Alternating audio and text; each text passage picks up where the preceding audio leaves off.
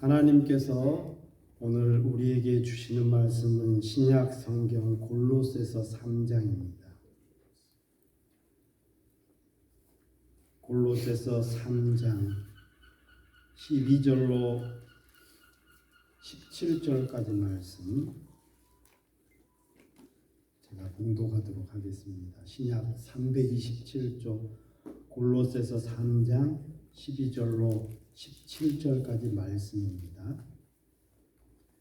그러므로 너희는 하나님이 택하사 거룩하고 사랑받는 자처럼 긍휼과 자비와 겸손과 온유와 오래 참음을 옷 입고 누가 누구에게 불만이 있거든 서로 용납하여 피차 용서하되 주께서 너희를 용서하신 것 같이 너희도 그리하고 이 모든 것 위에 사랑을 더하라. 이는 온전하게 매는 띠니라.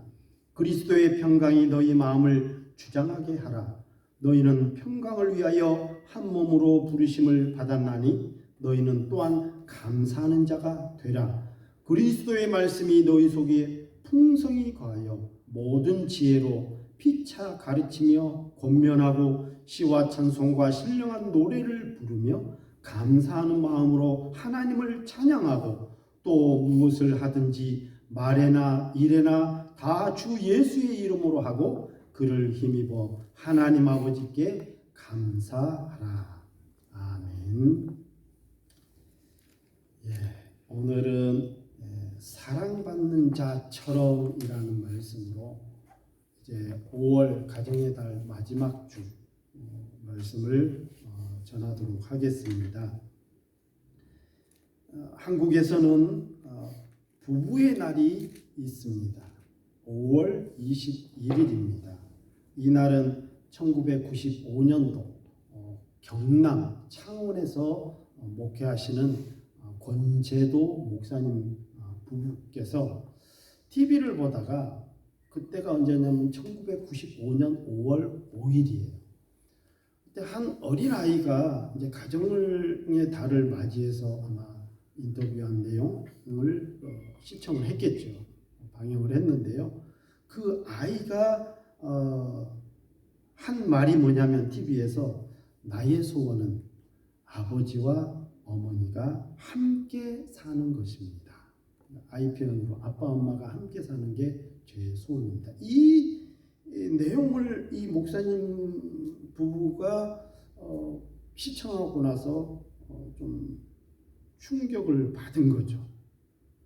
그래서 이 부부의 화합과 가정의 소중함을 일깨우자 하는 취지에 대한 도전의식이 일어났고 그래서 2003년 국회에 청원하기 시작했습니다.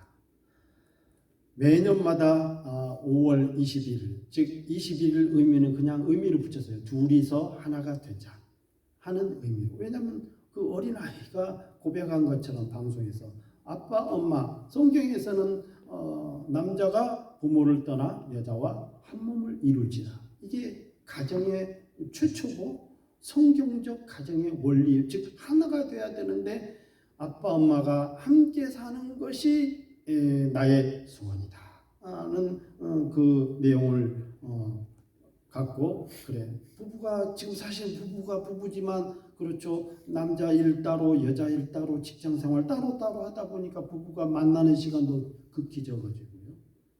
결혼하기 전에는 어떻게든지 만나려고 수단 방법을 가리지 않고 떨어져 있지만 내 생각과 마음은 늘 사랑하는 사람이 가 있었기 때문에 떨어진 게 아니었거든요.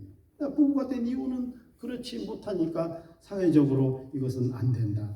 이것은 청소년의 문제로 결국은 비화될 수밖에 없고 그리고 결국은 고령화 시대의 문제도 심각하게 벌어진다는 것을 알게 되었습니다. 그래서 2003년부터 국회 청원을 시작해서 결국은 2007년도에 국회의원들이 대부분 동의를 찬성표를 던져서 그때 국가기념일이 되었습니다. 공휴일은 아니에요. 그래서 지금도 여성가족부에서는 부부 해체를 막기 위해서는 그렇죠. 부부 해체는 결국은 아까 말씀드린 대로 고령한 문제가 결국 되고 나이 들어서 해체되어 봐요. 그리고 자녀에 대한 문제가 벌어진다는 것을 알기 때문에 매년마다 이 법정 부부의 날을 기념해서 각종 행사들을 진행하고 있습니다. 오늘 저와 여러분들이 골로새서 3장 12절로부터 17절까지 말씀을 이렇게 제가 봉독해 드렸는데 지난주에는 그 18절부터 그 이후에 있는 말씀 아내들아 그리고 남편들아 자녀들아 아비들아 혹은 종들아 그리고 경영 운영하는 감독자들아 하면서 이 말씀을 제가 지난주에 모든 사람의 본분에 대한 말씀을 드렸습니다. 그것은 결국 하나님을 경외하는 마음이 되어야 되고 하나님을 경외한다는 것은 결국은 나를 지으신 창조주 하나님을 기억해야 하고 그리고 하나님께서 내게 주신 그 아내 그리고 내게 주신 남편 자녀들과 함께 열심히 일한 이후에 맛있는 음식을 지어서 함께 먹는 것보다 더 즐거움이 없고 더 기쁜 일이 없다는 솔로몬의 이야기를 제가 말씀드렸고 그리고 마지막으로는 하나님을 경외하되 주의 말씀대로 이 모든 배경에는 말씀대로 순종하고 따라가는 것이 기독교가 지향하는 가정을 지키는 일이라는 말씀을 드렸습니다. 오늘 말씀도 다르지 않습니다. 이 가정의 가장 핵심 요소는 남자와 여자입니다. 자녀는 두 번째라고 했습니다. 부모도 두 번째예요. 일단 남자와 여자, 즉 부부가 행복하고 부부가 사랑이 넘쳐야 그 부모가 볼 때는 흐뭇하고요. 자녀들이 볼 때는 정서적으로 안정이 되는 겁니다. 그 안에 행복감, 즉 사랑의 울타리 안에 있기 때문에. 그래서 그 배경의 말씀이 오늘 말씀이에요. 그리고 나서 아내들아, 남편들아 이런 말씀이 펼쳐지고 있는 겁니다. 순서적으로. 그래서 오늘은 또 성례식도 있기 때문에 말씀을 좀 짧게 하려고 합니다. 그래서 첫 번째로는 오늘 말씀을 보니까 이 모든 것 위에 사랑을 더해라. 왜냐하면 너희는 하나님이 택하사 거룩하고 사랑받는 자처럼 행하며 살아야 할 사람이다. 그게 뭐냐면 긍휼과 자비와 겸손과 온유와 오래 참음으로 원리 걷고 그런데 그 모든 것 위에 사랑을 더해라. 이게 온전하게 매는 띠다. 띠는 뭡니까? 울타리 아닙니까? 가드죠. 말도 나를 지켜주는. 그럼요. 사랑을 파괴할 수 있는 것은 없습니다. 사랑은요. 원수도 감쌀 수 있거든요. 사랑을 더해라. 두 번째로는 그리스도의 평강이 너희 마음을 주장하게 하라. 이 주장하게 하라는 내용이 그죠? 리드하게 하라. 그런 뜻도 있지만 제가 영어 성경을 좀 찾아봤어요. 그랬더니 뭐라고 표현됐냐면 그 표현이 Let the peace of Christ rule in your heart 이렇게 되어 있어요. 즉 너의 마음을 룰인 뭐예요? 지배하게 하라. 그리스도의 사랑이 너희 마음을 완전히 정복하도록 해라. 그런 내용입니다. 리더라고 이렇게 한글 성경은 이렇게 표현이 되어 있습니다. 주장하게 한다는 것은 끌고 가게 한다. 주장은 좀 이길 권리가 있지만은 영어 성경은 좀 더 확실하고 좀 더 굉장히 힘이 있어 보여요. 룰로 표현했어요. 완전히 지배하게 하라. 하나님의 즉 사랑. 보니까 뉴킹 제임스 버전하고 NIV하고 조금 달라. The peace of Christ 혹은 The peace of God 같은 말이에요. 그리스도의 사랑이죠. 그리스도의 사랑은 어떤 사랑입니까? 우리를 위해서 완전히 주신 헌신된 사랑입니다. 그 사랑, 그럼요. 자녀들은 부모의 사랑을 받고 알고 느껴지면 자기들이 커서도 그렇게 하거든요. 부부가 맨날 싸우는 모습, 하나 되지 못한 모습, 그렇게 되면 당연히 자녀들도 커서 비교갈 수가 없어요. 왜? 정서적으로 불안정하게 컸기 때문에. 그런 거죠. 그리고 세 번째로는 감사하는 자가 되라. And be thankful 이렇게 돼 있어요. 예, 감사하는 자가 되라. 감사하게 해라. 즉 감사해라.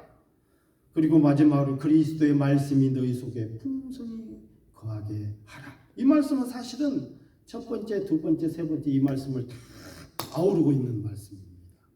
그래서 뭘 하든지 너희가 이 말씀 안에서, 즉 그리스도 안에서 그리스도 이름으로 감사해라. 그리스도 이름으로 서로 피차 권면해라. 그리스도 안에서 이 말씀으로, 그럼요, 생각해 보세요.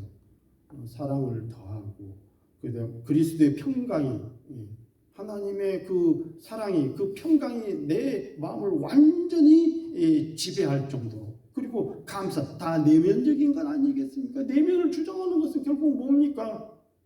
내 안에 있는 것들이죠. 그러니까 내 안에 채워야 될 게 말씀이 되어야 된다는 거죠. 기독교가 뭡니까? 말씀의 종교예요. 유일하게 우리가 이게 근거할 수 있는 것이 바로 이게 말씀입니다. 여기서 벗어났느냐 안 벗어났느냐, 이 말씀대로 사느냐 안 사느냐, 어떤 것이 길이냐 진리냐 빛이냐, 이게 여기에 다 기준점이 있더라. 그러니까 그런 기준에 대한 카테고리나 그 뼈대들이 내 안에 가득하면 내 안에 있는 것대로 사는 것 아니겠습니까? 여러분, 오늘 말씀을 제가 12절부터 11절을 17절까지 읽었지만 여기에는요, 어디에도 세상의 능력이나 힘이 요구되지 않는 표현으로 되어 있어요. 우리 이제 돈이 있어야 되고 지식이 있어야 되고 어떤 기술, 제가 그거 하지 말라는 거 아닙니다. 그것이 먼저가 아니라는 거죠. 예. 부부는 성경에서는 분명히 제가 지난주에도 말씀드렸다시피 신비로운 연합입니다. 살아보니 실제로 그렇습니다. 전혀 저희 집사람하고 제가 안 적도 없고 만난 적도 없고 서로 고향도 다르고 사는 환경도 다르고 전혀 몰랐던 사이에서 사랑이 싹트고 사랑하고 결혼해서 연합이 되어서 부부가 되다 보니까 저는 몰랐던 사이에서, 관계없는 사이에서 그 어떤 사이보다 오히려 나의 아버지 어머니보다, 나의 형제보다, 내 자식보다 더 가까운, 이거 뭐 순서가 바뀌면 안 돼요. 그럼 문제가 벌어지는 거예요. 나는 내 남편보다 내 자식이 더 최고지. 나는 내 아내보다 아니에요.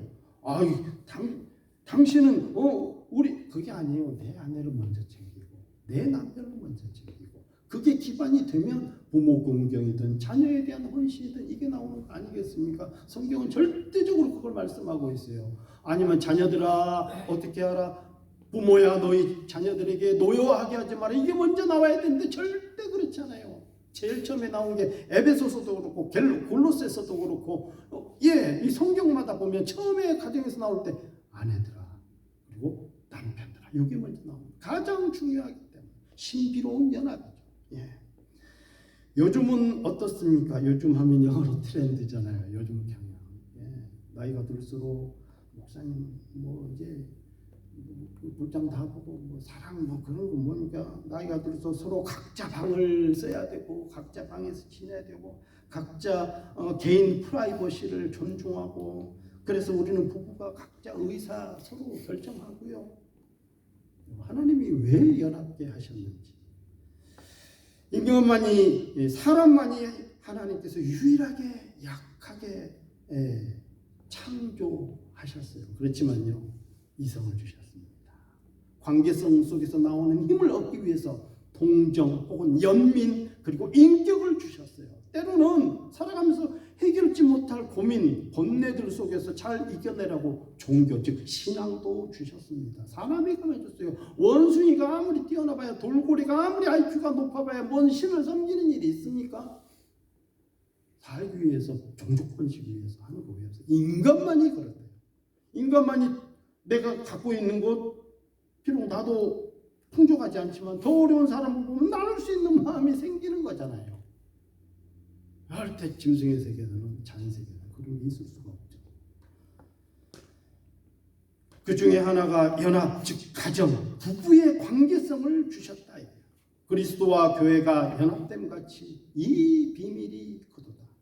혼자 싸우는 것보다 그리고 혼자 감당하고 감내하는 것보다 또 혹은 혼자 성취해가지고 그것 때문에 기쁨을 그리고 감동도 혼자 누리는 것보다 연합해서 둘이 싸우는 것이 낫고요.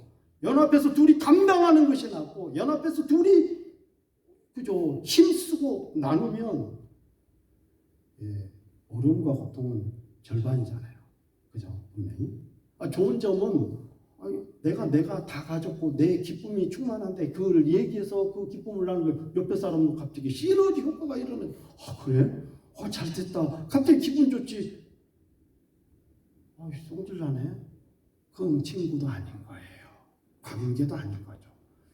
진짜 잘했다. 네 그렇게 고생하더니 그래서 나도 갑자기 오늘 하루가 기분이 좋아지네? 뭐 이러는 거죠. 그걸 멀리 생각하지 마십시다. 우리 가족 안에서 생각해 보자니까요.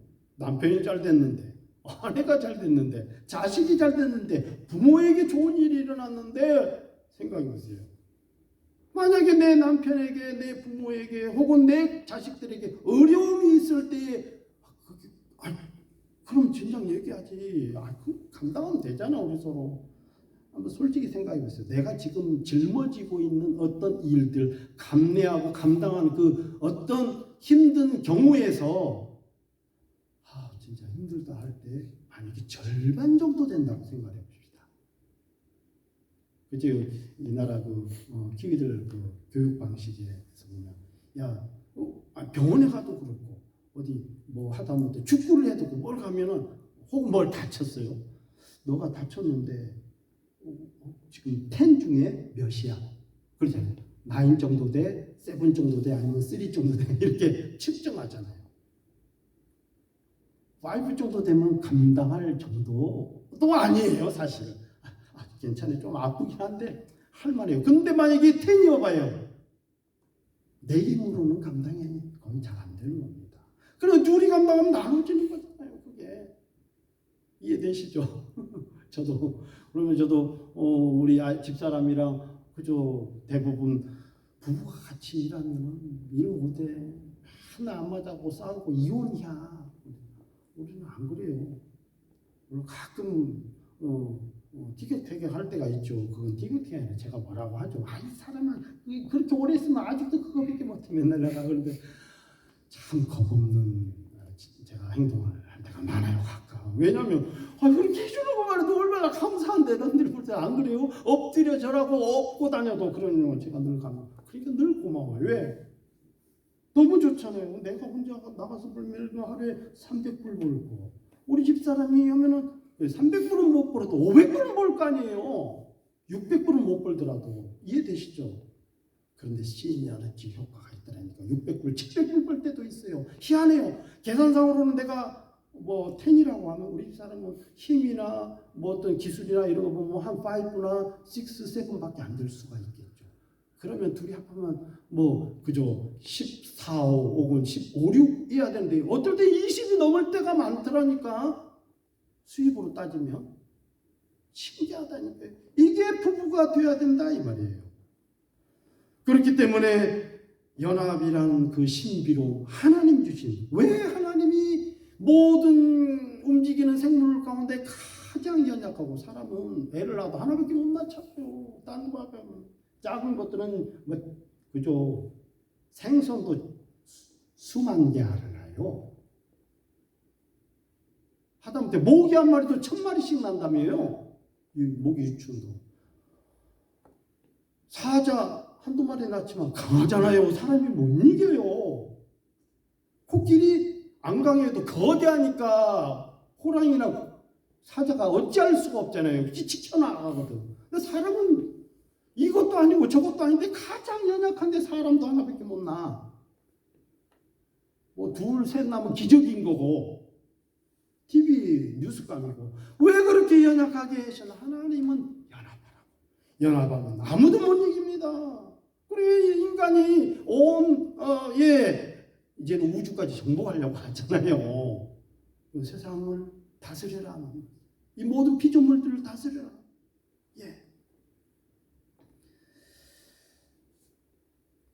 요즘은 젊어서도 혼자 각자 삶을 사는 그리고 각자 삶을 원하는 트렌드가 되어버렸습니다. 친구를 만나도, 직장에서도 더치플레이, 더치페이. 뭐 부부도 이제는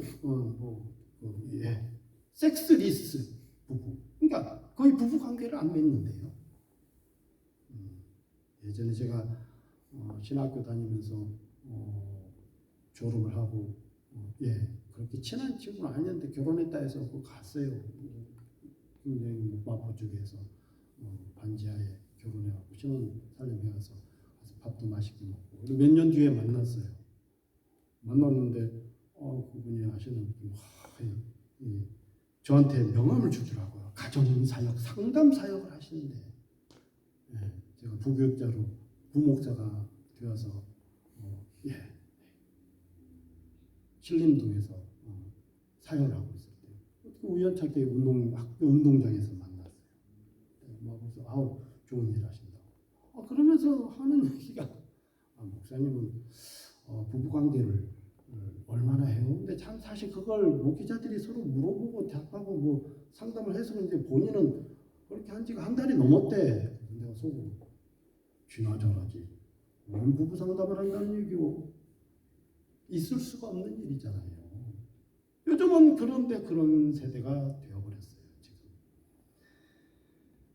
그 이유가 뭡니까? 본능에 충실했기 때문에 그렇습니다. 자기만을 사랑했기 때문에 아내보다 남편보다 더 사랑하고 좋아하는 것이 생겼기 때문에 꼭 바람을 피웠다가 아니라 예를 들면 남자 같은 경우는 어떤 다른 취미가 더 아내보다 좋아졌다든지 혹은 게임이 좋아졌다든지 혹은 자식이 열정을 하는데 가끔 보니까 TV 프로그램에 그런 거 보니까 부부 상담하고 그런데 보니까 정말 가정을 사랑한대. 그런데 자식이만 열정이고 남자는 말 그대로 찬밥이야. 또 남편은 입장에서 너무너무 잘해.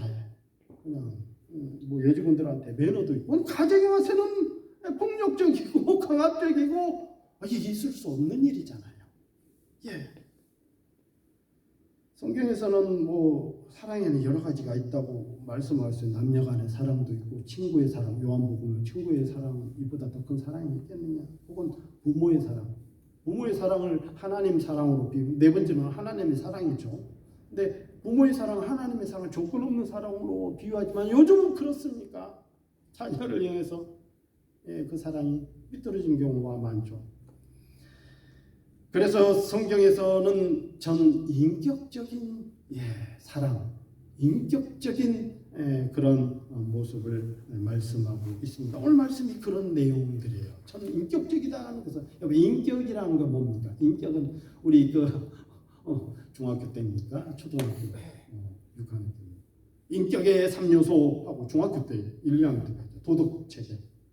인격의 3요소, 지정의. 기억나시죠? 지식이 있어야 된다.